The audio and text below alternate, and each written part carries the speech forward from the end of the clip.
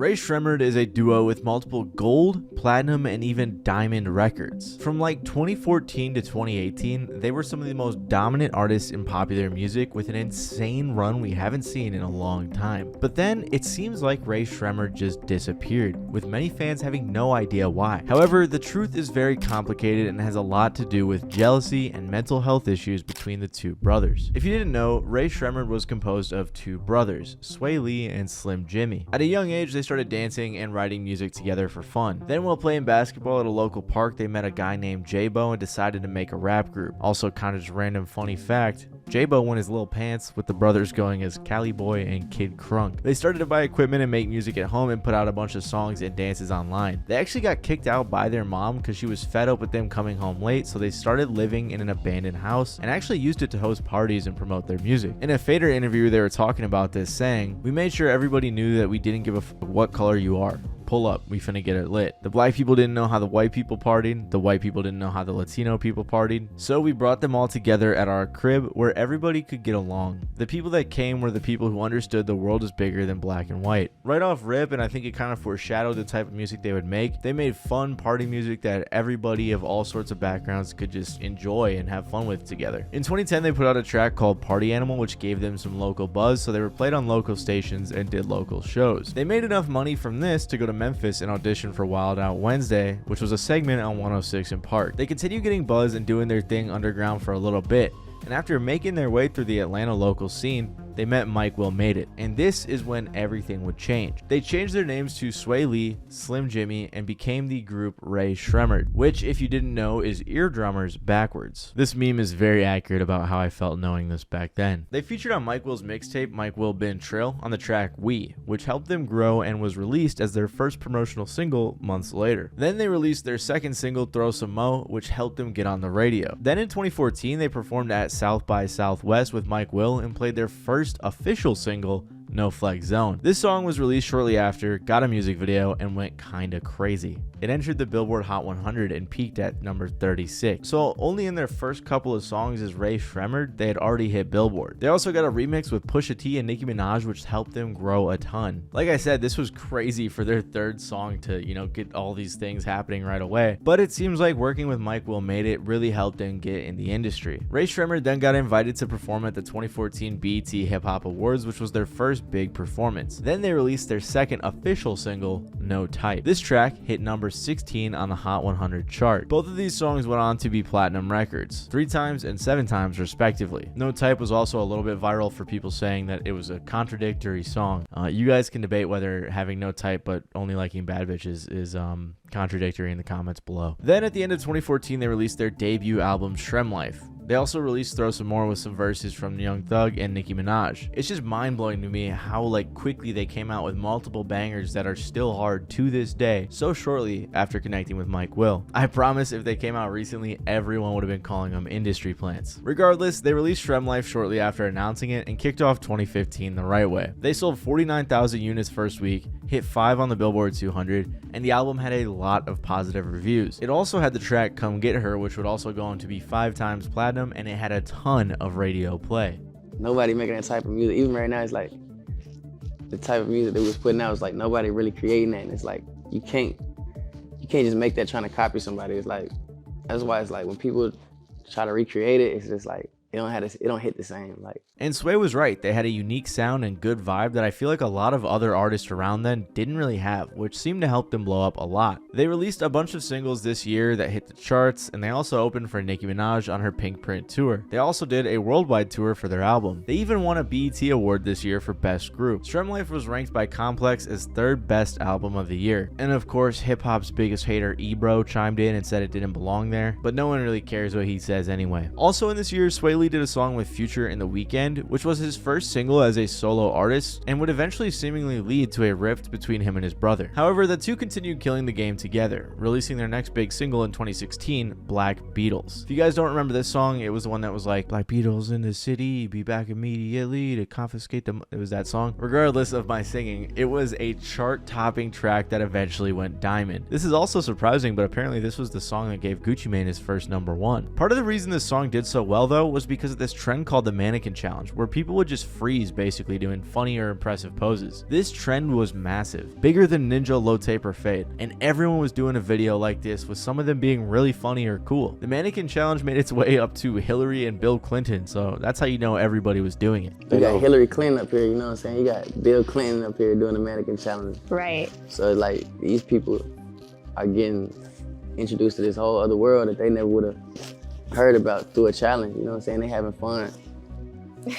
Sunflowers, you know what I'm saying? Thug also named a song he did with Juice WRLD after the challenge, and that song was a banger as well. And there's no doubt in my mind that this was the peak of Rae Sremmurd. They had tons of huge singles, well-performing albums, and a year-defining song with Black Beatles. Also, one memory I unlocked while making this was Swae's Snapchat stories back in the day. I remember he bought a pet monkey that he was always posting, and he also bought this super realistic Thanos glove and was playing with it. Or maybe it was an Iron Man glove, I don't remember. But clearly these guys were on top of the world, coming from performing it in an abandoned house that they were living in to buying monkeys in Thanos gloves. But then the two brothers would start venturing out more so into their own solo careers, which seemingly would lead to some type of sibling rivalry, or at least that's what fans theorized. The same year that they went crazy with Black Beatles, both artists also announced their own solo projects as well, but they made sure to say that they were going to keep working on Shrem Life 3. The following year though, Swae featured on French Montana's extremely successful track Unforgettable, and Swae by all means made this song his own. The song peaked at 3 on the Billboard Hot 100 and again eventually went diamond. Rae Sremmurd was still putting out tracks, but Swae was beginning to get most of the attention. In 2018 he was described as the songbird of our generation and said that he considers himself more of a singer than a rapper, which all proved to be true when he put out the track Sunflower with Post Malone,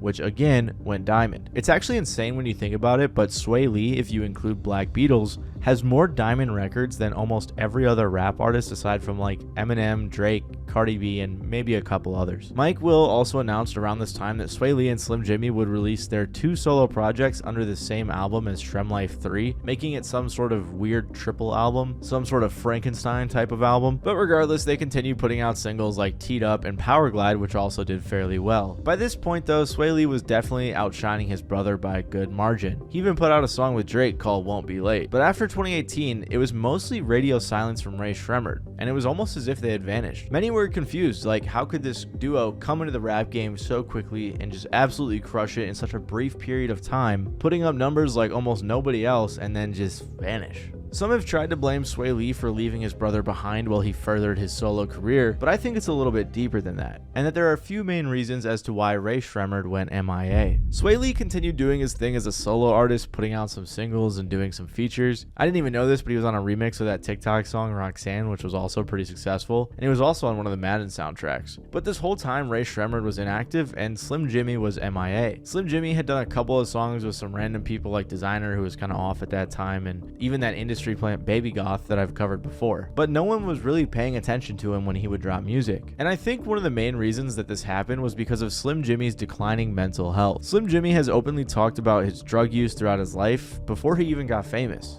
So, you know, I was a part of the poppin' Zans era, you know what I'm saying? I used to pop pills and shit, you know what I'm saying? So how old were you when you first started popping pills?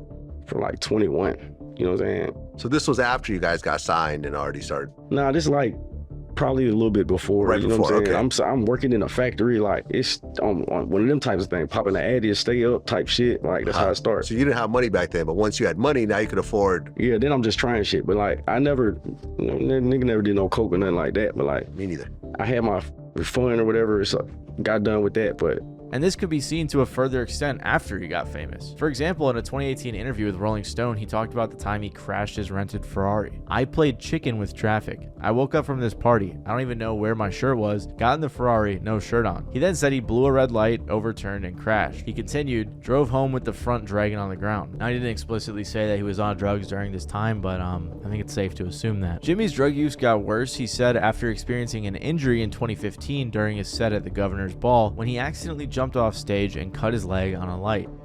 The pill era is something different, man. yeah, that was like, I know, like for example, whenever I've had like little surgeries and they give me Xanax or something, I throw them away. to be honest, that's kind of really what got me bad though. To be honest, I did pop addies at first, you know what I'm saying? But then when I don't know if you remember this, like it was Governor's Ball.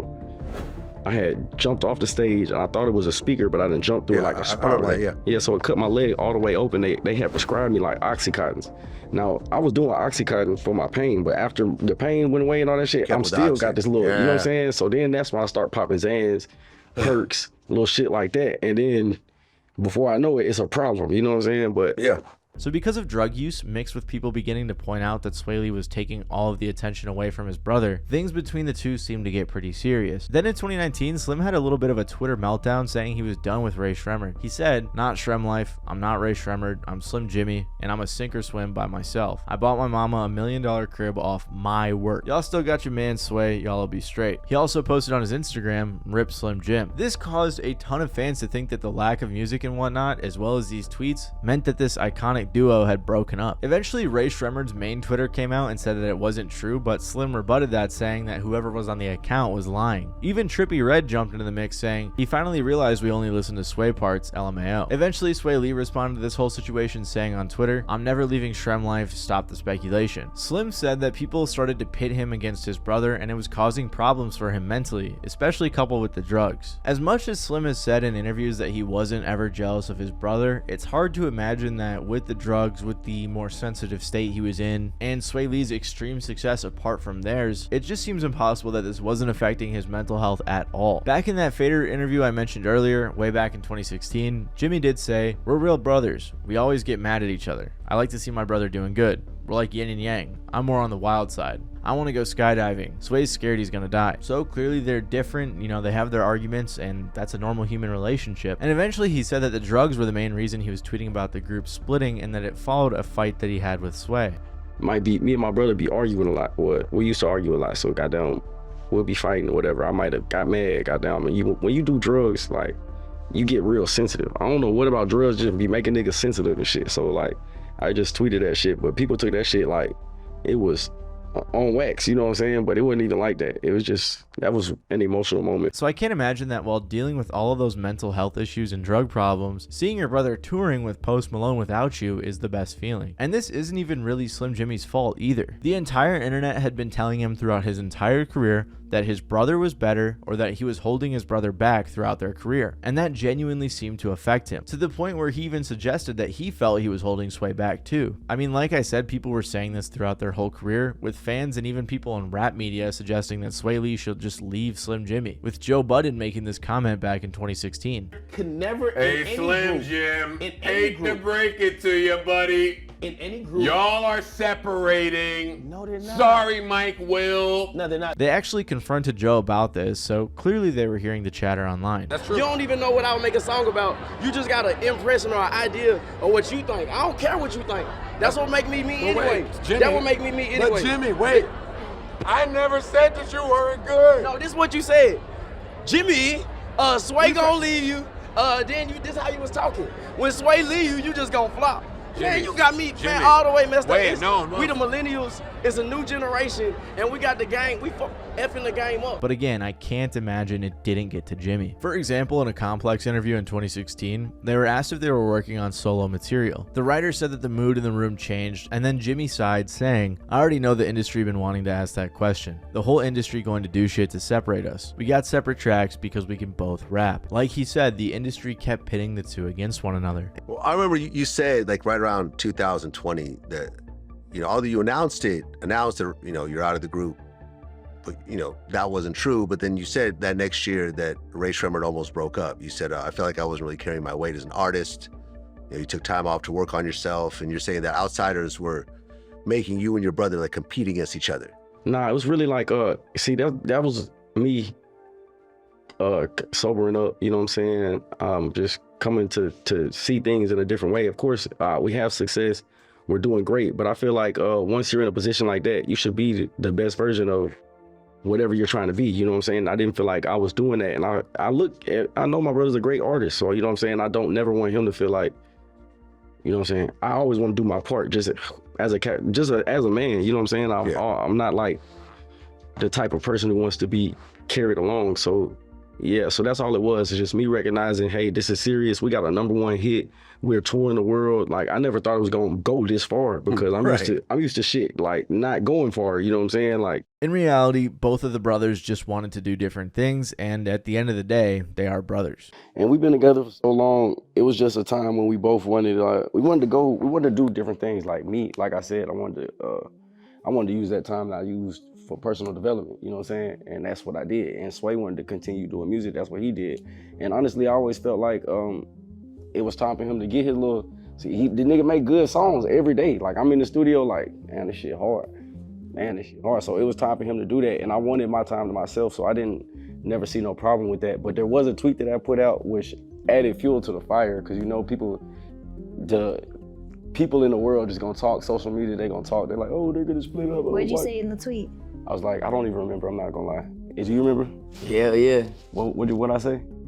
Rae Sremmurd no longer a group type shit. No, Like, that's not what I said. I ain't say so that. he said, I'm doing this Rae Sremmurd shit. Some shit. But so like, then boom, it went viral. It's like boom, but- they just stuck with it. But these weren't the only things that Rae Sremmurd had going on behind the scenes that were causing problems for the two. In the beginning of 2020, Swae and Slim's stepfather who raised them was tragically shot by their younger half-brother Michael Sullivan. Their half-brother has schizophrenia and wasn't on his meds, so he was charged with first-degree murder. He actually briefly escaped from jail but was quickly detained. The two rappers appeared somewhat close with Michael, as they'd previously taken pictures together and seemed pretty happy. So very understandably so, this was a very heartbreaking incident for the two brothers, and I can't imagine this helped their output at all.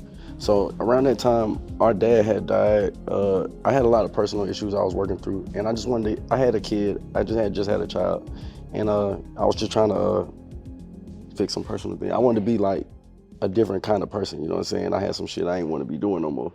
And so that's what I took that time to do, you know what I'm saying? 4 or 5 years off. Following this, Slim had a few legal incidents too. One when his girlfriend said that she hit him, but eventually she recanted her story on record. And there was also a fight that happened too. That didn't have nothing to do with nothing. I was just walking the streets. These guys start tripping, and my security guard, RP the Shadow, man, that was one of the greatest security guards I ever had. But RP the Shadow, he pushed the dude back. The dude got a little rowdy, hit him over the head with a bottle, and now I'm jumping in a fight. And yeah, that made it to TMZ. It was crazy. Nothing crazy ended up coming of either of these, but I can't imagine it helped the situation. However, despite everything that was going on behind the scenes, because of what had happened online and the lack of output from Rae Sremmurd, many fans just assumed that the group was done for, with Swae Lee leaving his brother Slim Jimmy in the dust. And while people may have had that idea online, what it really seems like is a mixture of drugs, mental health issues, jealousy, and not wanting to hold his brother back, who seemed to already have it all figured out, so Slim Jimmy went MIA for a bit. One fan said, people just wanted him to be upset that Swae Lee was the much more popular of them two and wanted a negative reaction. I actually felt bad for both of them because people just wanted to see drama and animosity between them. Swae Lee doesn't get nearly as much credit for being a loyal brother. And that's true. While Slim Jimmy may have had a little bit of jealousy shining through in some Twitter rants, at the end of the day, I'm sure he obviously wants his brother to keep winning, and I'm sure Swae Lee would support him if he was ever down bad. I mean, again, they're brothers. And eventually, thankfully, things got better and Slim Jim was able to recover from his drug struggles. He overcame his drug problem and found himself in a much better headspace after taking some time away. But I don't do drugs no more. Like, that's one of the major reasons, because I don't like anything that takes me out of the control of myself. You know what I'm saying? If I do some shit I wouldn't normally do, I'm not gonna fuck with it. I don't drink a lot, you know what I'm saying? That situation right there, and you know, sadly, my RP to Big Floyd, my dad, you know, him passing, and my little brother going to jail, like, that was like one of the major points in my life that made me quit doing drugs altogether, you know what I'm saying? Slim and Swae got reconnected just a few years after seemingly splitting, once Jim was done with his break. They then went on a promo run to promote their 2023 album Shrem for Life, in which they explained that they never broke up or went solo.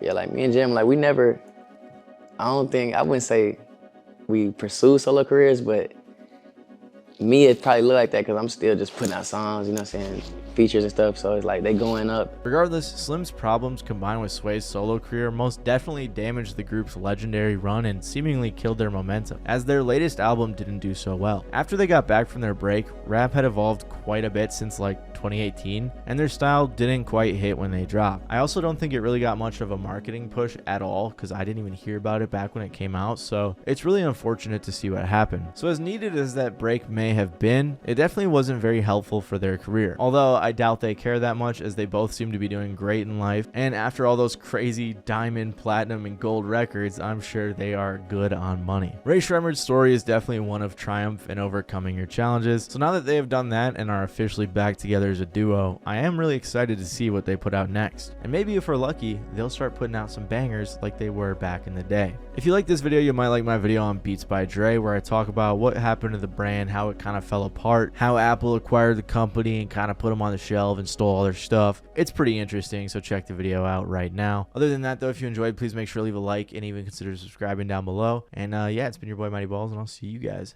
next time.